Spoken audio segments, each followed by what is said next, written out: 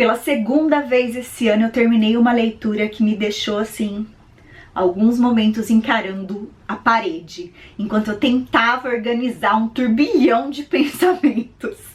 Eu tô falando sobre o livro Um Estudo da Obediência, da Sarah Bernstein, que foi finalista do Booker Prize de 2023. Esse livro, ele nunca oferece uma resposta definitiva, e isso me inquietou e fez com que eu amasse o livro. Eu vi muitas pessoas falando que ele era um livro um tanto esquisito, o que eu concordo, mas pra mim é o tipo de leitura que eu gosto, porque é o tipo de leitura que provoca. Aqui, a própria narradora vai contar sua história como quem tá dando a volta em um enorme vazio. Ela vai explicar detalhadamente atividades do dia a dia, vai falar sobre animais, sobre paisagem, sobre acontecimentos estranhos, mas quando chega próximo daquilo que realmente interessa, ela desvia. E quando eu terminei a leitura, eu fui ver o que as pessoas estavam falando sobre ele, e muita gente aborda a questão de ser um romance sobre a linguagem, o que eu concordo, sobre ter antissemitismo, também concordo, sobre herança. Mas o que eu quero falar aqui pra vocês rapidinho é sobre o relacionamento dessa narradora com o irmão. A narradora, ela não é nomeada, e ela vai morar com o irmão a pedido dele num país ao norte onde os seus antepassados viveram. E ali é um local que ela procurava acolhimento, que ela achou que ela ia encontrar um bom relacionamento, mas ela é completamente hostilizada. Essa narradora é a filha mais nova de uma família e desde criança ela foi ensinada que ela era frágil e que os seus desejos eram egoísmo, que sua função era servir os outros, ou mais especificamente ao irmão mais velho que a tomou sob suas asas. E tem uma passagem muito específica logo no começo que acendeu um alerta para mim. Meu irmão explicou que eu havia cometido um erro essencial ao organizar minha consciência no início da vida. E isso aconteceu porque alimentei a ideia de que era razoável formar meus próprios julgamentos sobre o mundo e as pessoas que viviam nele. Não era um erro incomum, prosseguiu meu irmão, mas em meu caso era uma convicção particularmente injustificada e também profundamente arraigada. Não seria fácil remediar, não. Seria o trabalho da minha vida reorientar todos os meus desejos e colocá-los a serviço do outro. Isso era o máximo que eu poderia esperar alcançar.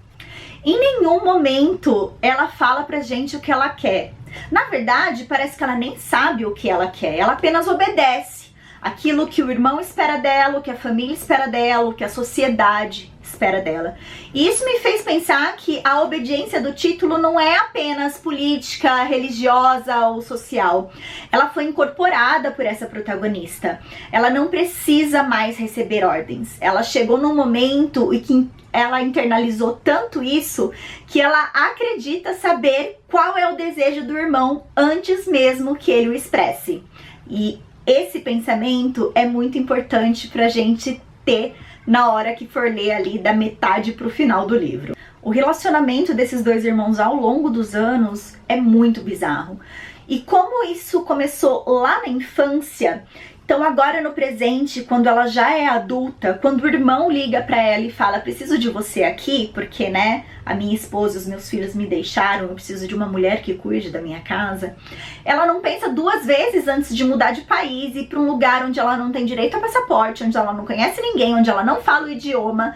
E assim, não é estranho, é algo que acontece naturalmente, porque a gente percebe que foi assim que ela moldou sua personalidade, ou a falta dela. E no final da leitura eu fiquei com uma impressão de que houve um relacionamento físico abusivo deste irmão para com a narradora. Não é confirmado, tá? É apenas a minha interpretação, uma hipótese que eu levantei aqui, porque foram as peças que eu fui conectando ao longo desse quebra-cabeça, né? O silêncio que envolve a relação dos dois, a forma como ela enxerga o próprio corpo e a culpa que ela parece carregar sem saber nomear. E aí entra uma das imagens que mais me marcaram nesse livro, que é o da porca com seus filhotes. E essa imagem ela foi real. Eu vi a autora falando sobre isso na entrevista que ela deu para o Booker Prize. Pra mim foi uma cena muito além de um comportamento animal. Ela abre uma discussão sobre maternidade. Uma maternidade que pode ser compulsória, violenta, traumática. Uma maternidade que não é sinônimo de cuidado. Na minha leitura, essa cena dialoga muito com a possibilidade de uma gravidez marcada pela violência, porque é sabido que essa porca, ela era socialmente mais afastada, ela não queria nenhum tipo de relacionamento com os machos. E ela foi forçada a emprenhar, porque ela era a esperança da sociedade. Toda a fé da prosperidade daquela sociedade estava na porca engravidar. Outra coisa que me chamou muita atenção foi a forma como essa comunidade reage aos acontecimentos estranhos. E sinceramente, eu nem acho que o mais importante seja descobrir se esses acontecimentos têm alguma origem sobrenatural ou se são apenas coincidência. Para mim, o que realmente importa é outra pergunta. Como uma comunidade reage quando não consegue explicar uma tragédia? Ela vai construir uma narrativa, e toda narrativa precisa de um culpado. E a narradora é a estrangeira, é diferente. Ela não domina completamente a língua, ela não pertence àquele lugar. Então, ela se torna a responsável mais conveniente para perguntas que ninguém consegue responder.